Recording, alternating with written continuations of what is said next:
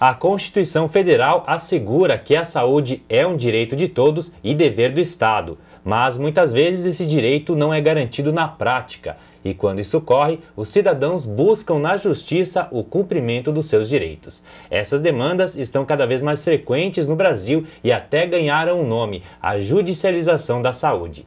Para saber mais sobre esse tema, nós vamos conversar agora com a juíza federal Janaína Cassol e a professora do curso de Administração Pública da UDESC, Samantha Buglioni. Obrigado pela participação de vocês e sejam bem-vindas ao nosso programa. Obrigada. Obrigada, um bom dia para todos. Juíza, começando então com esse assunto, na Justiça Estadual hoje em Santa Catarina existem em torno de 10 mil processos relacionados à saúde e na maioria desses casos, esses pacientes eles têm pressa, né, porque eles precisam do medicamento ou do tratamento. Como atendê-los a tempo? Então, a melhor forma de atendê-los a tempo é já existindo uma política pública adequada. Na inexistência de uma política pública que corresponda à necessidade do cidadão, eles ajuizam, né, através de advogados privados ou advogados públicos, ajuizam as ações com pedido de tutela antecipada. E é nessa apreciação da tutela antecipada que vai se dar um caráter de maior agilidade no atendimento quando judicializada a questão. Para o cidadão que ele precisa de um tratamento com urgência, no caso de saúde dele, por exemplo, é grave, qual é a orientação que se dá para ele, como ele faz para ter acesso à justiça? Hoje no estado de Santa Catarina nós estamos, o governo está realizando o concurso para a Defensoria Pública Estadual. Já existe aqui a Defensoria Pública da União, já instalada e com atuação. Então, a orientação que se passa é sempre que vai se ajuizar uma ação, em que pese ser possível o ajuizamento sem advogado, que se procure o profissional. Não é? E até porque é uma função essencial à justiça, previsto na Constituição. Então, se o cidadão não tem condições financeiras, que procure a Defensoria Pública da União, né, ou algum atendimento por advogado dativo junto à OAB, e a partir daí leve, enfim, seus documentos, suas documentação atinente ao estado de saúde, para que possa ser analisada e se o advogado assim entender, ajuizar a ação em nome dessa pessoa. Professora Samantha, a gente sabe que a saúde, como a gente falou no início do programa, ela é um direito básico do cidadão. Então o Estado ele tem o dever de atender esse direito, né? Por que nós chegamos nessa situação em que o cidadão ele precisa buscar na justiça o cumprimento desse direito? Eu acho que essa é uma questão bem pontual, bem importante para pensar a política de saúde no Estado, né? Primeiro que a política de saúde que vai para o judiciário, ela é sintomática de uma ausência e de um silêncio de outras instâncias do Estado, como o legislativo, né, que acaba, digamos assim, se demorando no processo de regularizar algumas questões, e do próprio executivo, que ou não atualiza sua listagem de medicamentos, ou não tem condições de revisar, ou seja a razão que for. Mas, além disso, isso mostra que a forma como a política de saúde é feita no Brasil, prioritariamente, ela é uma política da doença. Porque, necessariamente, as demandas de saúde, elas vão ser resolvidas de uma forma individual. Quer dizer, onde que seria a melhor política de saúde hoje, pensando no estado de Santa Catarina? Investimento em saneamento básico, investimento em água, diminuição de uso de agrotóxico e defensivo agrícola em lavoura, que gera uma série de demandas futuras que vão cair no judiciário. Então, na verdade, o que a gente tem é uma certa entropia na forma de pensar saúde. A gente pensa saúde como sinônimo de doença e saúde como acesso a medicamentos. Não é investimento na prevenção, e quando o cidadão ele desenvolve uma doença, ele precisa de um tratamento, de um medicamento, muitas vezes o Estado ele nega, ou então ele precisa recorrer à justiça? Porque necessariamente o Estado não tem que dar todos os medicamentos, né? Ele vai trabalhar com algum perfil epidêmico de algumas regiões, né? Ele não tem necessariamente que dar tudo, está no poder discricionário do Estado. No caso de uma doença rara, o cidadão ele tem mais dificuldade de obter esse medicamento pelo Estado. A discussão tem que surgir, né? A doença rara ela é uma exceção, e nesse sentido o judiciário ele é excepcional, o judiciário tem que estar aí para lidar com a exceção. A regra teria que estar vinculada à política pública. O que a gente tem hoje é que nem a regra está vinculada a direito na política pública, porque a política pública está confusa, ela trabalha pela contingência, ela trabalha pela exceção muitas vezes, né? Os conselhos de saúde eles funcionam de uma forma muito amorfa, assim, muito pouco conectada com as questões, né? E aí isso acaba chegando no Poder Judiciário, que é um pouco um sintoma também das questões mais emblemáticas do Brasil. Então, acaba o judiciário decidindo questões do ponto de vista moral, questões do ponto de vista da corrupção, de saúde, financeira, que deveria estar em outra instância. Então, fazer uma crítica à judicialização da saúde é um tanto injusto com o Poder Judiciário. O que você tem que fazer, bom, tem um problema de gestão aqui. E o exemplo da Justiça Federal, aqui em Santa Catarina, do projeto Conciliação, ele é, além de uma política de acesso à justiça, é um exemplo de gestão. Porque não só tu tem um discurso de direitos, mas tu tem um mecanismo eficiente de garantia desse direito. Juiz, alguns gestores públicos, eles argumentam que esse processo de judicialização acaba fazendo com que as secretarias de saúde gastem muito dinheiro para atender esses processos. Isso acaba faltando recursos na prevenção. Qual a sua opinião sobre esse argumento? Eu opino porque não tenho assim, nenhuma ação civil pública que seria para política pública mesmo, mas tenho ações individuais, então eu me sinto tranquila para me manifestar em relação a essa questão. Hoje, na Justiça Federal, né, a maior parte das causas, 90%, em Florianópolis, estão relacionadas a agravos de saúde que não têm política pública. Não tem uma política pública de prevenção. Não tem política pública nem de prevenção, nem de atenção se acontecer aquele agravo. Então, nem instituída pela União, nem pelo Estado. Então, o que acontece? Essa situação ela precisa ser atendida. E o orçamento é definido para determinadas políticas públicas, mas essas precisam ser atendidas. Então, não se está tirando dinheiro quando se defere uma tutela e determina o cumprimento dessa obrigação daquilo para o qual o dinheiro já está destinado. Então, aí é questão de orçamento financeiro e a gente sabe que existe verba para isso. Os valores são valores muito pequenos. Eu trabalho no juizado especial civil. Então, são causas de até 60 salários mínimos e esse valor de causa é 12 vezes um mês, ou seja, multiplicado por 12 para dar o valor de um ano de tratamento. E os valores não são valores altos. Quais a gente fala de ordem de 2, 3, 4, 5 mil reais por ano. Excepcionalmente tem algum ou outro medicamento mais caro, mas é abaixo de 60 salários mínimos. Isso para uma prefeitura, para o Estado, é um valor irrisório? Não digo irrisório, porque todo valor depende do local, eu não digo irrisório, mas se bem equacionado, existe verba para isso. E tem algumas questões que são fáceis de serem resolvidas, porque tu vai ter uma listagem de medicamentos de uma determinada prefeitura e tu tem a demanda de outra prefeitura. Essa listagem é diferente porque vai estar vinculado ao perfil epidêmico da comunidade. Então, bom, se a demanda é de uma outra prefeitura que não tem aquele medicamento, pode simplesmente fazer uma troca entre as prefeituras. Então, isso do ponto de vista econômico é muito fácil de equacionar.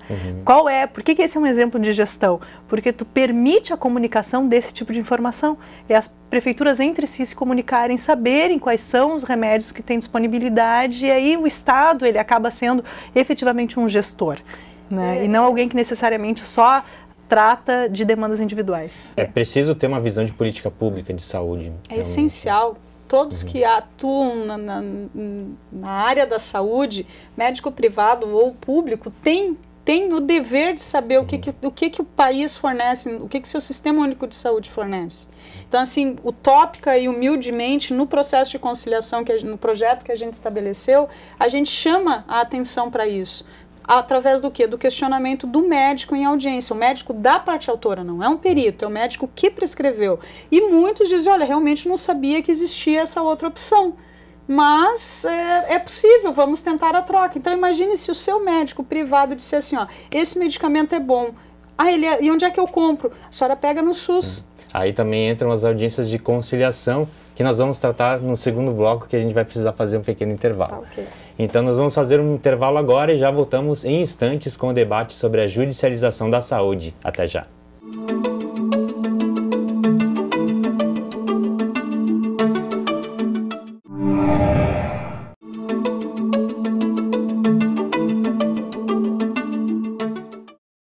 Estamos de volta com Conexão Pública, hoje falando sobre a judicialização da saúde. Aqui conosco a juíza federal Janaína Cassol e a professora do curso de Administração Pública da UDESC, Samantha Buglioni. Juíza, no primeiro bloco, então, a gente falou sobre a questão desse grande número de processos judiciais que estão no judiciário por conta de demandas relacionadas à saúde. Mas existe agora a questão das audiências de conciliação que equacionam melhor essa questão de algum paciente pedir um remédio que está fora do rol do SUS, ou essa questão também de muitas vezes o juiz não ter conhecimento sobre o problema do paciente e do medicamento que ele necessita. Como é que funcionam essas audiências? Bom, essas audiências de conciliação, elas são fruto de uma angústia muito grande a partir do momento que eu comecei a trabalhar aqui no juizado. Então, eu comecei, depois de 8 ou 9 anos de carreira, a não conseguir dormir, porque eu não sabia como que eu ia apreciar aquela tutela com os elementos que estavam postos ali. Os elementos postos é uma inicial, alguns exames e a prescrição médica. Ou seja, faltava informação. Faltava informação. O meu saber é o saber jurídico. O saber do médico é o saber médico, mas não havia o quê? Comunicação entre esses dois saberes. Sim. Então, a conciliação foi justamente a busca por um diálogo mais amplo, nos moldes do que o STF, na audiência pública, depois ratificou, reunindo todos os atores desse processo. Parte autora, dando um rosto, uma forma, porque o processo eletrônico aqui na Justiça Federal, na 4ª Região, o processo é todo eletrônico aqui na Justiça Federal, então você não tem contato com parte, com processo, com nada, é tudo eletrônico. Então você traz a parte autora, médico, Ministério Público Federal, Estado, União, município, que são réus nesse processo, o advogado da parte autora. Nós convidamos também, tivemos a feliz oportunidade de trabalhar com a professora Ana Paula Weber, que era professora do mestrado de Políticas Públicas na Univale, então tinha um integrante do meio acadêmico, e a grande colaboração, o grande diálogo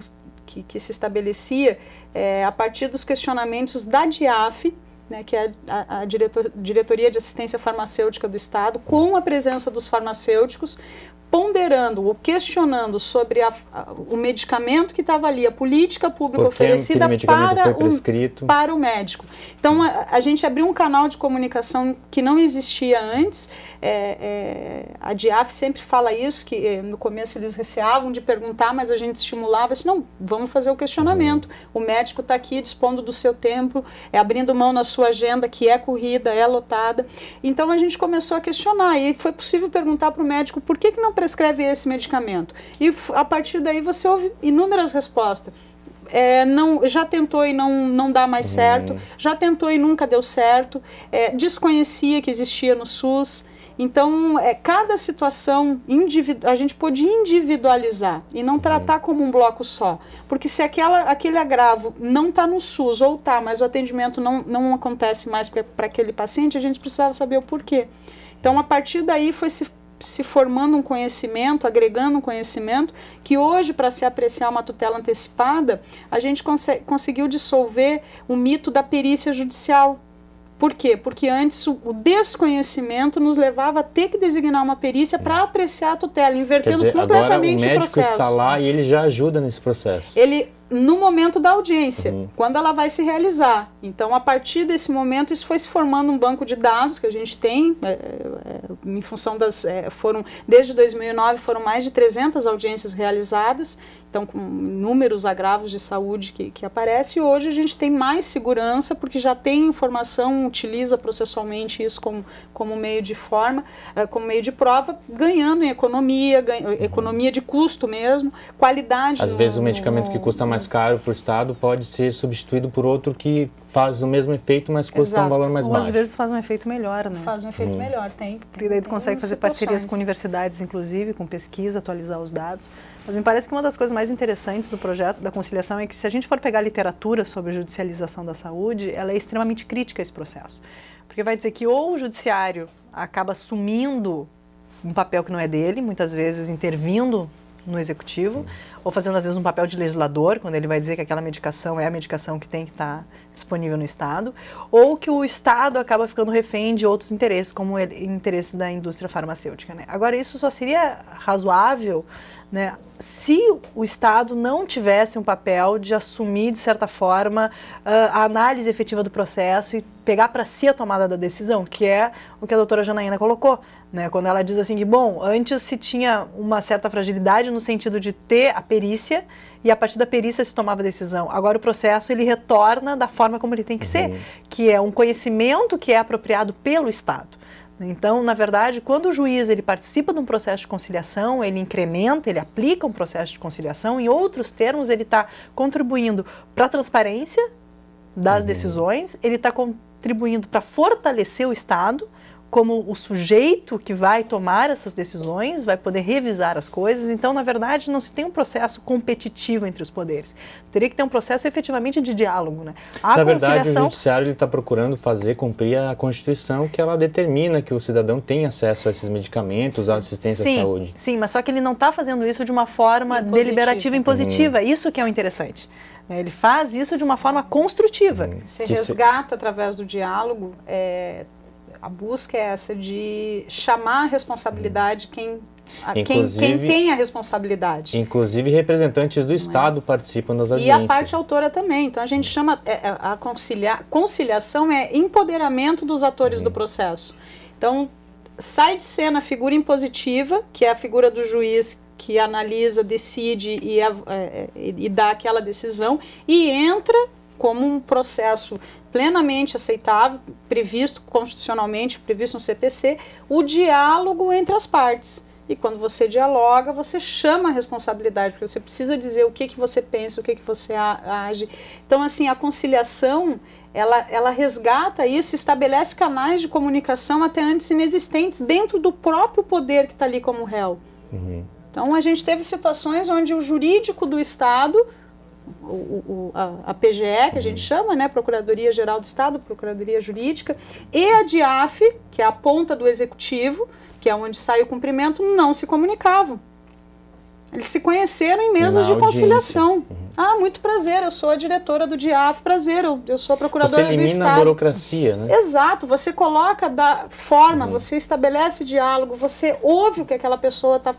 Por que ela pede aquele medicamento? Você dissolve preconceitos. A gente tem inúmeros casos que se você for ler na inicial, não, esse aqui é não. Você analisa a tutela, quando chega na audiência, diz, não tem como, realmente o pedido dessa pessoa tem que ser atendido, pela especificidade dela. Esse indivíduo aqui. Inclusive a parte autora também, ela acaba tendo um pouco mais de noção da própria culpa nesse processo também, né? Da própria parcela de responsabilidade. Isso, responsabilidade. Determinados agravos são realmente, porque como DPOC é doença pulmonar obstrutiva crônica. A pessoa então fumou 30 anos. Ela vai ter uma doença pulmonar, ela vai ter um agravamento de um efizema, precisando de um oxigênio. Você faz parte do programa que já existe do INCA para antitabagismo? Não. Então, uma das obrigações é você entrar no programa. Se você não for lá, não tiver com o médico da família dando presença nas palestras, etc. e tal, o acordo não vai receber o medicamento. Então, e ela vê essa discussão, ela vê os entes discutindo quem vai financiar, como que vai financiar, quanto vai financiar, que é recurso público, é dinheiro dela, né? Ela deve, esse financiamento. Né? Pode, no estrito senso de conciliação, ela pode entrar com uma parcela assim, olha, o custo total, como a Samantha falou em outra oportunidade, o custo total do seu tratamento por mês são R$100.